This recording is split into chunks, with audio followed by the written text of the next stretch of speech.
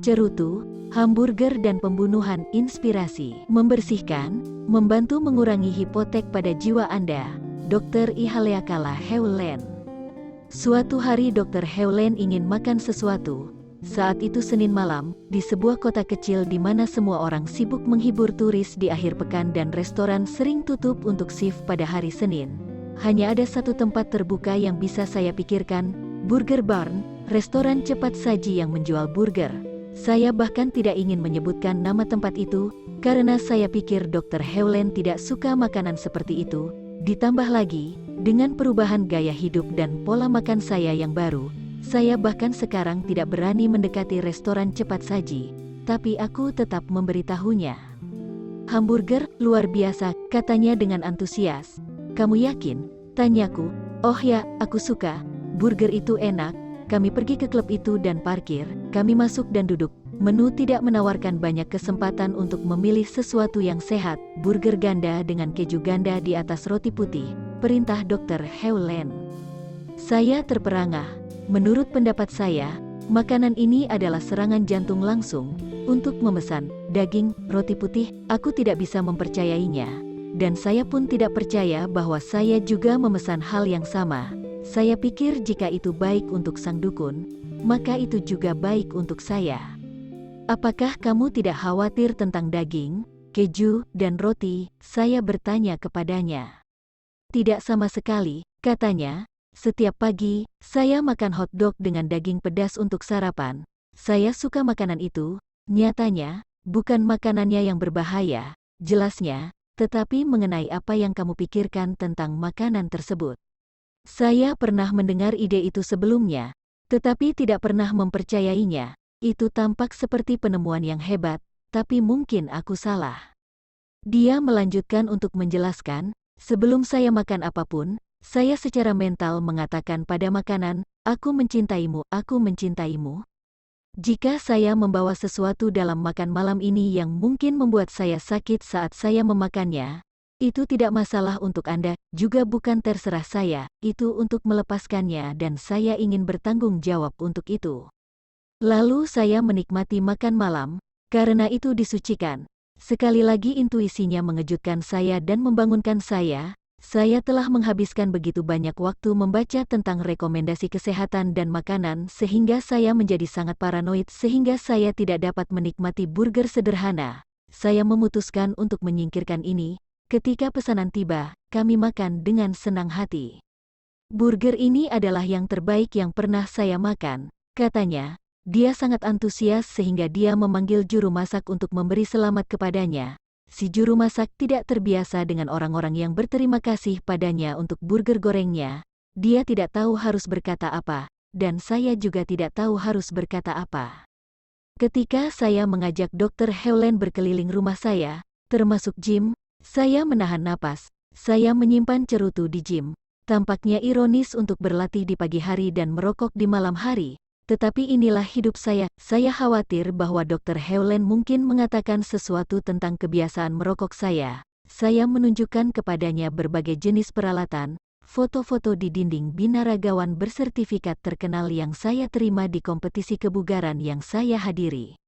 Dia mencoba menjauh dari cerutu dengan duduk di bangku. Tapi dia memperhatikan mereka. Apa mereka? Tanyanya.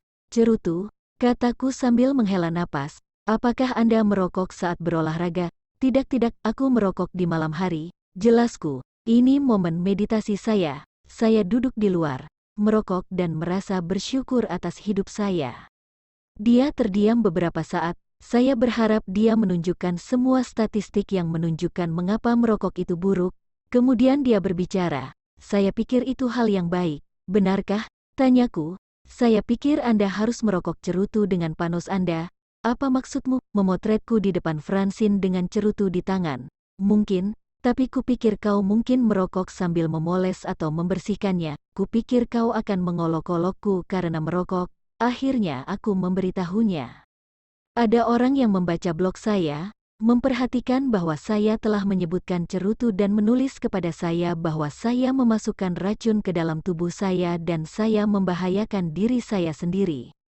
Saya pikir orang-orang ini belum pernah mendengar tentang kebiasaan Indian Amerika melewati pipa perdamaian, katanya, atau fakta bahwa di banyak suku, merokok adalah ritus peralihan dan cara untuk bersatu, berbagi, dan menjadi keluarga. Sekali lagi saya belajar bahwa rahasia Dr. Hewlett adalah mencintai segalanya. Ketika Anda melakukannya, hal-hal berubah. Merokok itu buruk ketika Anda memikirkannya, burger itu buruk ketika Anda memikirkannya.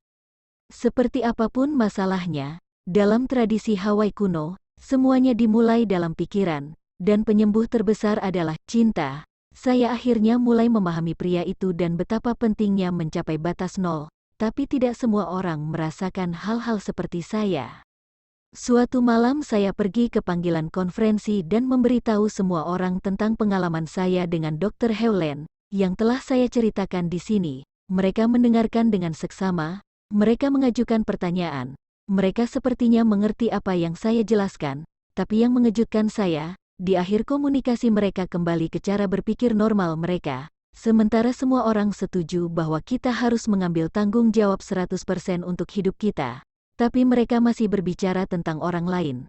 Sementara semua orang setuju bahwa metode pemurnian yang Dr. Hewlett ajarkan kepada saya efektif, tapi mereka kembali ke kebiasaan lama mereka. Maksud saya, ya, kita bisa membereskan ini, mengetahui bahwa kalimatnya hanyalah sebuah keyakinan, tapi saya hanya berkata, Dr. Hewlett mengatakan lakukan apapun yang berhasil untuk Anda. Saya akui awalnya saya merasa frustrasi. Tapi kemudian saya menyadari bahwa saya harus membersihkan hal itu juga. Lagi pula, jika saya bertanggung jawab 100% atas apa yang saya alami, maka saya juga mengalaminya. Dan jika satu-satunya alat untuk memurnikan adalah aku mencintaimu, maka saya harus membersihkan apa yang saya lihat pada orang lain. Seperti apa yang saya lihat pada orang lain ada pada diri saya sendiri. Ini bisa menjadi bagian tersulit dari Ho'oponopono untuk dipahami. Tidak ada apapun di luar dirimu, semuanya ada di dalam kamu. Apapun yang Anda alami, Anda mengalaminya di dalam diri Anda sendiri. Satu orang menantang saya tentang masalah ini dengan bertanya, bagaimana dengan 50 juta orang yang memilih presiden yang saya tidak suka? Tentu saja saya tidak ada hubungannya dengan tindakan mereka kan? Di manakah Anda mengalami 50 juta orang itu? Saya bertanya. Apa maksudmu di mana aku mengalaminya? Balasnya, saya telah membaca dan melihat mereka di televisi, dan itu adalah fakta bahwa mereka memilih dia. Tapi di mana Anda mengalami semua informasi ini? Di kepala saya, seperti berita, di dalam dirimu kan? Tanyaku, yah, saya memproses informasi di dalam diri saya, ya tetapi mereka berada di luar saya, dan tidak ada 50 juta orang di dalam diri saya. Sebenarnya, yah, kataku, kamu mengalaminya dalam dirimu sendiri, jadi mereka tidak ada jika kamu tidak melihat ke dalam dirimu sendiri. Tapi aku bisa melihat keluar dan melihat mereka, kau melihat mereka di dalam dirimu. Kataku, apapun yang Anda proses ada di dalam diri Anda. Jika Anda tidak memprosesnya, itu tidak ada. Apakah itu semacam cerita tentang pohon yang jatuh ke hutan dan tidak membuat suara jika tidak ada yang mendengarkannya? Tepat, tapi ini gila, ungkapnya. Tepat sekali, kataku, tapi inilah jalan pulang. Kemudian saya memutuskan untuk mengujinya sedikit lagi. Lalu saya bertanya, bisakah Anda memberitahu saya apa pendapat Anda selanjutnya? Dia terdiam sejenak, dia ingin memberikan jawaban, tapi dia tidak bisa. Tidak ada yang bisa memprediksi pemikiran kita selanjutnya. Aku menjelaskan, Anda dapat mengungkapkannya hanya ketika pikiran itu datang. Tetapi pikiran itu sendiri muncul dari pikiran bawah sadar Anda. Anda tidak memiliki kendali atasnya. Satu-satunya pilihan yang Anda miliki adalah ketika pikiran itu muncul, dan itu adalah bertindak sesuai atau tidak bertindak atasnya. Katakanlah Anda mengatakan bahwa, aku tidak mengikutimu. Maka kamu bisa melakukan banyak hal saat pikiran itu muncul. Tapi itu muncul dari pikiran bawah sadarmu. Jelasku, untuk memurnikan pikiran bawah sadar dan memiliki pikiran yang lebih baik, Anda harus melakukan sesuatu yang lain. Contohnya, yah, saya sedang menulis seluruh buku tentang masalah ini. Jawab saya mengacu pada buku yang sedang Anda baca. Dan apa hubungannya dengan 50 juta orang di luar saya? Tanyanya, aku dan mereka 50 juta orang di luar sana. tidaklah lebih daripada hanya sekedar data yang ada dalam pikiranmu, kataku. Semuanya ada di dalam diri Anda. Yang dapat Anda lakukan adalah mengosongkan gudang pikiran dalam pikiran Anda. Ketika Anda telah membersihkan, maka pikiran yang muncul pada pikiranmu adalah lebih positif, lebih produktif, dan bahkan penuh kasih. Saya masih berpikir ini semua aneh, katanya. Maka aku akan membersihkan ini juga, jawabku. Sangat mungkin bahwa dia tidak pernah mengerti ini. Tetapi jika saya ingin pergi ke level 0, maka saya harus bertanggung jawab penuh atas fakta bahwa dia tidak sampai di sana. Ingatannya adalah ingatanku. Programnya adalah program saya. Fakta bahwa dia memberitahu saya ini berarti saya membaginya dengan dia. Jadi jika saya membersihkan diri dari ini, maka dia juga akan dibersihkan.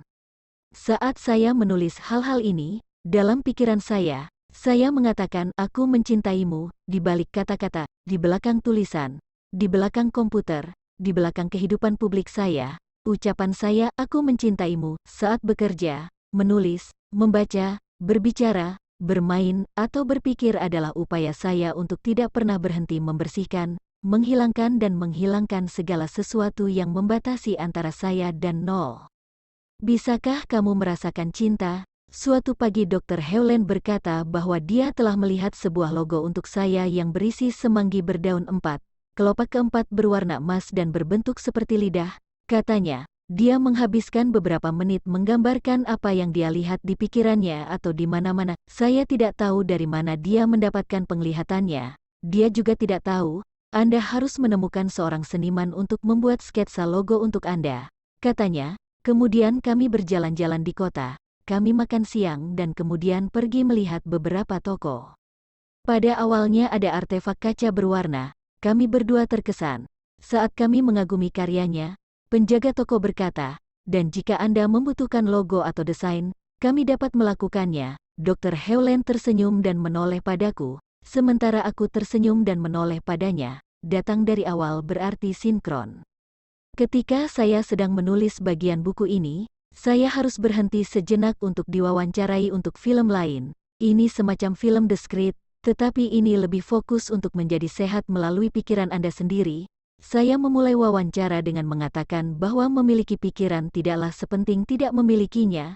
Saya mencoba menjelaskan keadaan tanpa batas, di mana alih-alih berusaha untuk menyembuhkan diri sendiri, Anda lebih baik untuk membiarkan yang ilahi melakukannya. Saya tidak begitu mengerti mengapa saya mengatakan hal-hal itu. Sebagian diriku mempertanyakan kewarasanku, tapi saya mengikuti arus. Ketika kamera padam, wanita yang telah memantau semuanya mengaku kepada saya bahwa dia menyembuhkan orang dengan masuk ke keadaan 0. Ia ternyata adalah seorang dokter yang pada saat itu merawat hewan dengan memasuki keadaan zero limit. Tanpa pikiran, di hadapan hewan yang sakit, dia menunjukkan kepada saya foto-foto anjing dengan katarak dan yang setelah perawatan di mana mereka benar-benar sembuh. Sekali lagi, yang ilahi membuktikan bahwa yang ilahi itu sendirilah, bukan saya, yang memiliki semua kekuatan. Saya hanya bisa membersihkan diri untuk bisa mendengar dan mematuhinya. Tadi malam saya menghabiskan 1,5 jam di sambungan telepon dengan seorang penulis buku terlaris yang juga sekaligus seorang guru swadaya. Aku sudah menjadi penggemarnya selama bertahun-tahun. Saya suka semua bukunya.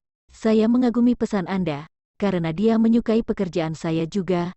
Kami akhirnya bertemu dan berbicara.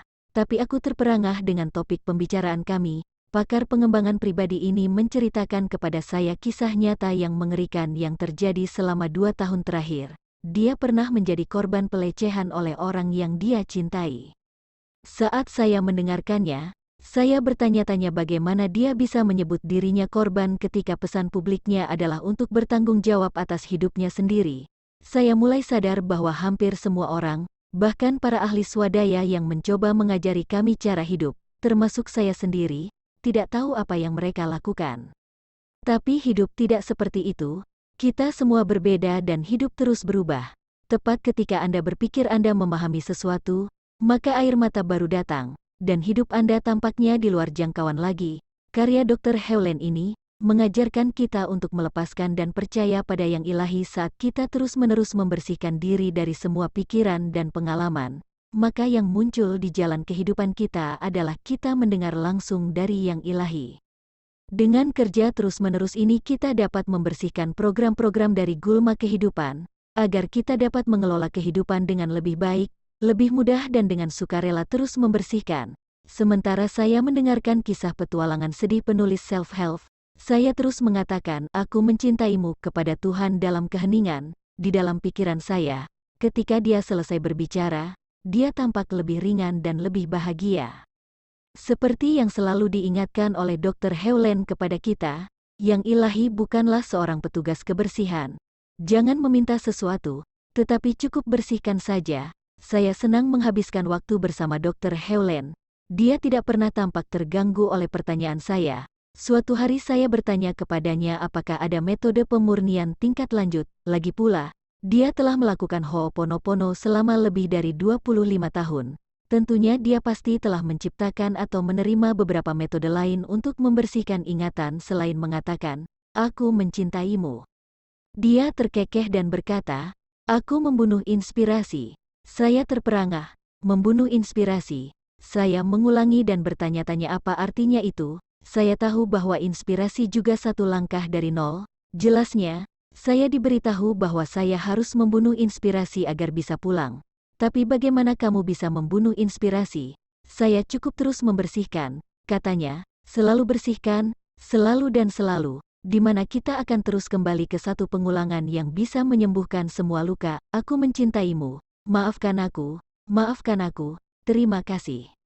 Pada akhir tahun 2006, ketika saya berada di Polandia, di Warsawa, saya memutuskan untuk mempresentasikan gagasan tentang batas nol dan tingkat nol kepada audiens saya. Saya pergi ke sana selama 2 hari untuk berbicara tentang pemasaran hipnotis dan buku saya Attractor Factor. Saya menemukan orang-orang yang berpikiran terbuka, penuh kasih dan mau belajar, jadi saya mengajarinya apa yang sekarang saya bagikan dengan Anda di sini. Dan itu adalah, bahwa Anda bertanggung jawab atas segala sesuatu dalam hidup Anda dan bahwa cara untuk menyembuhkan apapun adalah dengan sangat sederhana yaitu dengan mengatakan, "Aku mencintaimu." Meskipun publik membutuhkan penerjemah, mereka sepertinya menyerap setiap kata saya. Tetapi satu orang bertanya kepada saya dengan pertanyaan yang menarik. Orang-orang di sini di Polandia menghabiskan sepanjang hari berdoa kepada Tuhan dan pergi ke gereja. Bagaimanapun kami telah berperang, kota kami dibom oleh Hitler, kami telah hidup di bawah darurat militer selama bertahun-tahun dan kami menderita. Mengapa doa-doa itu tidak berhasil dan apa yang berbeda dengan metode Hawaii ini? Saya berhenti sejenak untuk memikirkan jawaban yang tepat, dan saya berharap Dr. Hewlett ada di sana untuk membantu saya. Saat itu saya memberikan jawaban seperti ini, orang-orang tidak mengerti apa yang mereka katakan, tetapi apa yang mereka dengar. Kebanyakan orang yang berdoa tidak percaya bahwa doa mereka akan didengar atau ditolong. Kebanyakan orang yang berdoa karena mereka putus asa, yang berarti doa itu menarik apa yang dia rasakan. Semakin putus asa, teman bicara saya sepertinya mengerti dan menerima jawaban saya. Dia mengangguk, tetapi ketika saya kembali ke Amerika Serikat, saya menulis surat kepada Dr. Hewlett dan menanyakan apa yang akan dia jawab. Dia mengirimi saya email berikut, "Ao Aqua, terima kasih atas kesempatan yang Anda berikan kepada saya untuk memurnikan apapun yang terjadi dalam diri saya dengan mengalami pertanyaan Anda." 2 tahun lalu, di kelas yang saya ajar di Valencia, Spanyol, seorang Amerika melangkah maju. "Kakek saya sakit kanker," katanya saat istirahat. "Aku berdoa untuknya. Aku memintanya untuk tidak mati, tetapi dia tetap mati.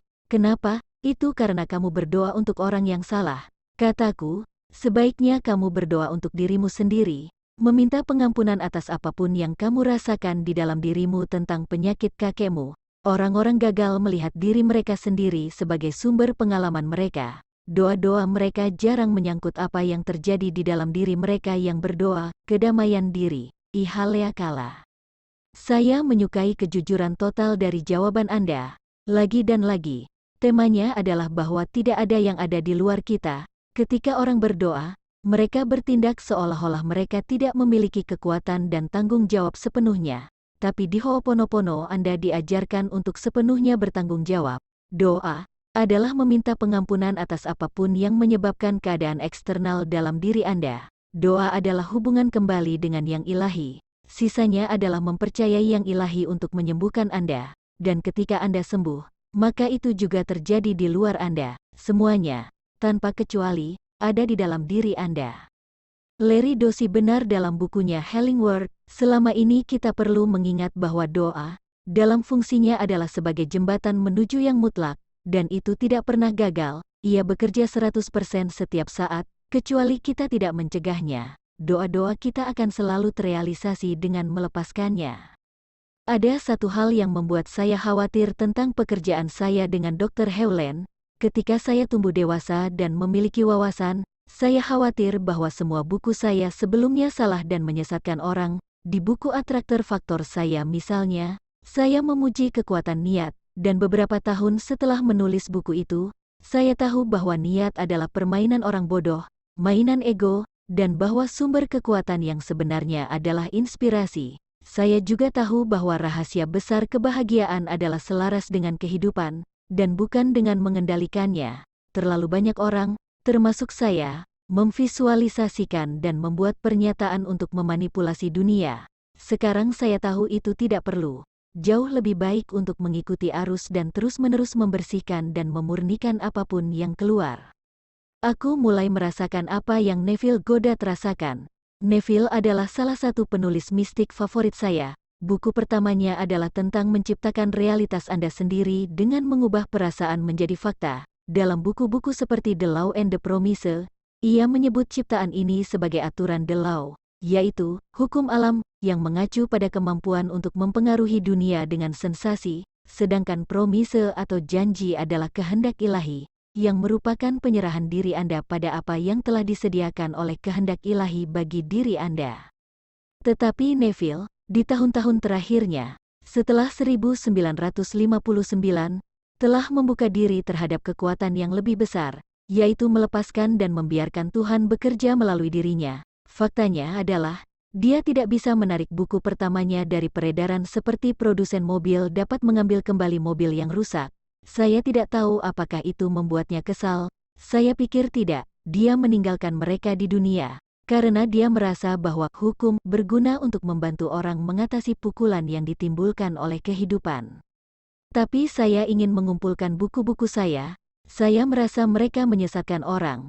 Saya memberitahu Dr. Hewlett bahwa saya merasa telah merugikan dunia. Buku-buku Anda seperti batu yang bersilangan. Dr. Hewlett menjelaskan kepada saya. Sepanjang jalan kehidupan, orang-orang berada di batu yang berbeda-beda. Buku-buku Anda memberitahu mereka dari mana mereka berasal. Ketika mereka menggunakan buku itu untuk tumbuh, maka mereka siap untuk yang berikutnya.